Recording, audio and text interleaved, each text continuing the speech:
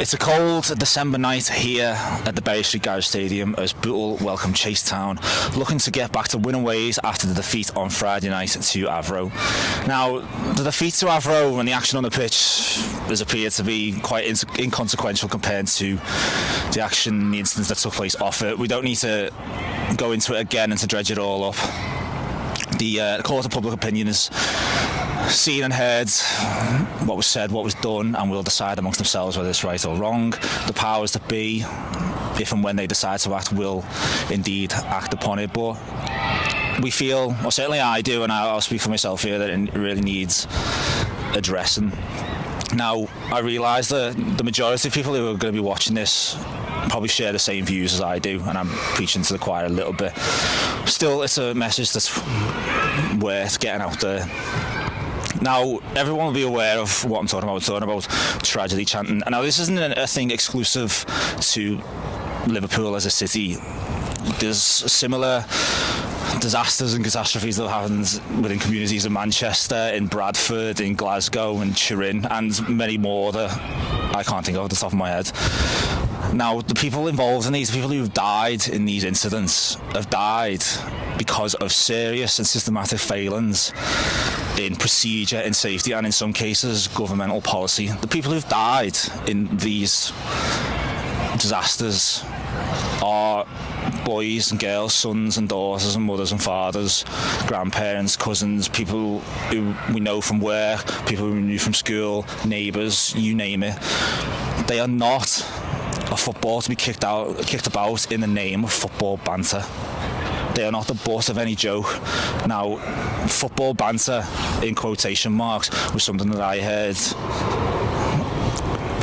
on a few occasions on Friday night, and I just think, like I said, I'm speaking for myself, I think it's wholly unacceptable. We need to do better. If you're a steward at any venue, sporting or otherwise, and people are resorting to levels of abuse, kick them out. If you're in attendance at that venue, don't clap along and laugh like a hyena. Say something and challenge it. And if it's your friend or your family member who's engaging in this chanting and this level of abuse, challenge them, because if we don't, it's going to carry on and people are going to suffer because of it.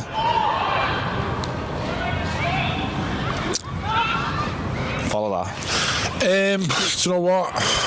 There's not much more I can add. Just echo what you're saying, that it's... Listen, there's certain shouts which have been around for 30, 40 years, which are just boring. It's not offensive to me. And can I just jump on there? It's naive of us to not expect them. Yeah. Because it happens all the time. But you know what? When I remember playing games. I remember one in workshop, and you can't rob it. You know what I mean? It's like, I can take that off. But, you know, the Feed the Scousers comes around every 12 months. We expect it. It's boring. Poverty, I said this a few weeks ago, poverty affects everyone. There's food banks outside grounds now, non-league grounds, toy banks, toy appeals. But it's only Liverpool. It's boring. It's a stereotypical slur that has just gone on far too long. In regards to the Shaggy chant, you hit the nail on the head. It affects people. It still affects people to this day. And we're not just talking about Hillsborough. We're talking about other sporting disasters. And it shouldn't be the butt of jokes. It's certainly not banter. It's certainly not woke in football. It just needs to stop. And I'd like to... We've seen it happen in the Premier League, where people have gone to jail. Now, I've noticed, I've been involved in non-league football a long time, and I've noticed this over the last 2 to 3 years rearing its ugly head in non-league football. Now, for me, non-league football is about, we're volunteers, we come down, we support the club, we do something that we enjoy doing, we do something that we hope other people enjoy watching, but we do either love the game. Non-league football, it's cheap. You can watch a good game of football, you can have a pint, you can have a bit of a laugh with your mates or opposing fans, usually all in good banter or good humour. But it's starting to come into non-league football, these chants now, and it needs to stop. Clubs need to call it out. Like you say, fans, you know, friends, call it out, because it needs to get knocked on the head. Because I'm telling you now, it's going to get worse and worse unless we do something about it sooner rather than later. Sport is not an excuse to mock the dead. Yeah. I'll finish on that. Shall we talk about the football now? Here's the manager. Mick, you're coming off back of a defeat to Avro. What did you make of the game and your team's performance? Crap. Game was crap, I'm going to be honest. Yeah, it was a rubbish game. 2 poor teams, if I'm going to be honest, on the night. Settled by scrappy set-piece goal. Yeah, it was chalk and cheese from Hensford the week before. Yeah, we just didn't get going. And to be fair to Avro, they didn't allow us to get going. Yeah, and we just cancelled each other out, I thought. I think if whoever scored first, we're going to win the game. There's not many chances. I think we had one chance. First half, Danny Mitchell had a one-on-one, which, you know, if he scores, it's a different game, isn't it? We equalise and Michael wants to win, but yeah, second half was poor, toothless, too many long balls.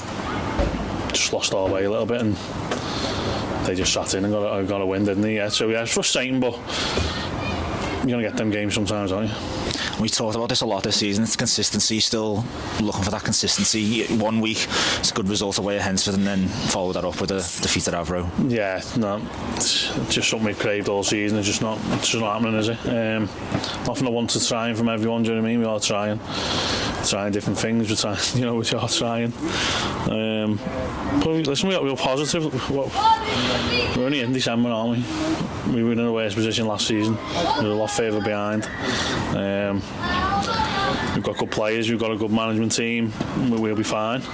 We've just got to start putting little things right and stop making silly mistakes. I mean, it's another set-piece goal that we conceded. I mean, the lad doesn't even have to work for it. Yeah, but we'll try and eradicate the mistakes and, you know, do better. But yeah, we've got a tough game, Chasetown now, so up to that. Do you think that's the biggest issue? Is just if you cut out those mistakes, then your form can transform? Yeah, I mean, if you look, you know, usually at the Hensford game, were they ever in the game? No, we've made 2 mistakes and we've scored 2 goals, and you're like, come on, Mossley.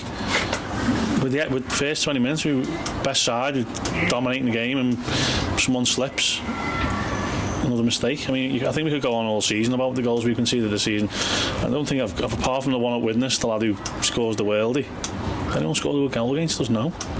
And I think we just give goals away, which isn't good enough. And you know, that's down to myself and my staff to try and, you know, help the lads put it right. But there's just sometimes you can't legislate for someone maybe not marking or making a bad decision. It's on them, innit? And I think accountability is there now, and people are accountability to themselves, and if they're not doing it now, they just won't be playing, which you'll see tonight.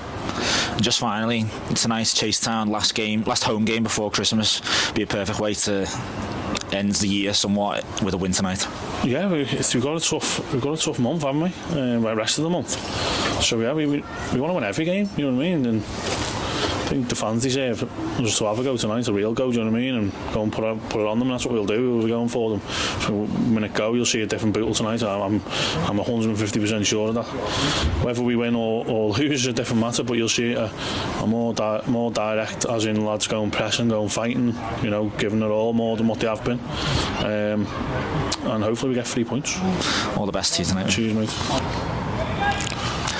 So in all that, there was a game on Friday night, and if we're honest, we don't really want to relive it. It was a terrible game, wasn't it? It was, you know what, it was just everything about it. It was cold, it was just grim, wasn't it? And I think Mick's just summed that up before, where he just said it was a terrible game. It was, I think, the scruffiest goal I've ever seen scored in a game. Yeah, there's no quality. I mean, I see why clubs try and push for Friday night to try and get a bit of the extra fan base in. But it's just, listen, at 3 o'clock all day on Saturday for me, non-league. Knock the Friday night on the head. Yeah, it was pretty grim, so let's park that one. Now, I suppose one minor positive to come from that game was the debut of Carl Campbell. Now, in truth, it was a bit of a difficult game to come on, and he didn't really get a chance to show himself off and shine. I was just thinking that there, where it's not an ideal. You know, we probably wanted to come on when we're 3-0 up at our home last 30 minutes, and the full back's on the yellow card or something. But it was a hard game for him to come in. He couldn't get into the game. Hopefully, if he starts tonight or, you know, gets any minutes under his belt. We can see the real Kyle Campbell tonight. But yeah, difficult game for him to come into. Well, before that game last week in training, our resident reporter Brendan spoke to Kyle about his move to Bootle. Kyle, welcome to Bootle. What was the conversation like when you got asked to join? Obviously, I know the gaffer, he asked me to come down. He said that he liked the way I played, and also just he thinks I'll suit the system well. So that was the main thing really, and obviously I know the club quite well. Obviously I know the area from obviously, you know, knowing Liverpool quite well, and obviously Everton being one of my favourite clubs as well. So yeah, I'm happy to be here. And joining at this point of the season, what is it that you think you can offer to the club at this point? Obviously hard work, dedication, commitment to the team, and obviously scoring goals is the main thing. Just come here to score goals, get assists as well, and help the team out as much as possible. And it's a Friday night game against Avro away. How excited are you for that? Oh yeah, really excited. Obviously excited to meet the fans, travelling fans.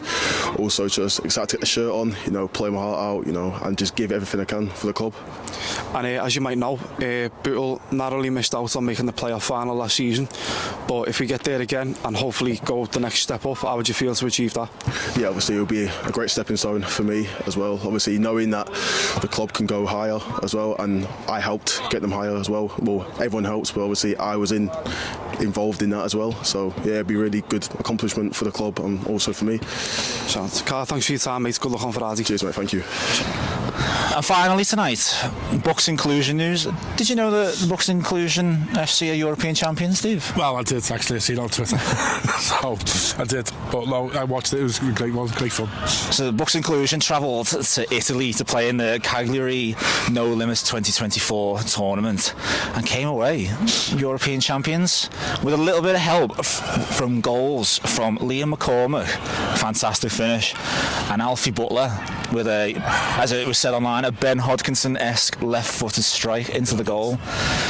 We want to pass on our congratulations to everyone involved with Bucks Inclusion. We always say they do amazing work to come away European champions. Do you know, why were we invited to go over to do a bit of commentary on it and cover it? Do you know what? I think I'm a bit bitter about that now. That's another gripe I've got with the management or the directors.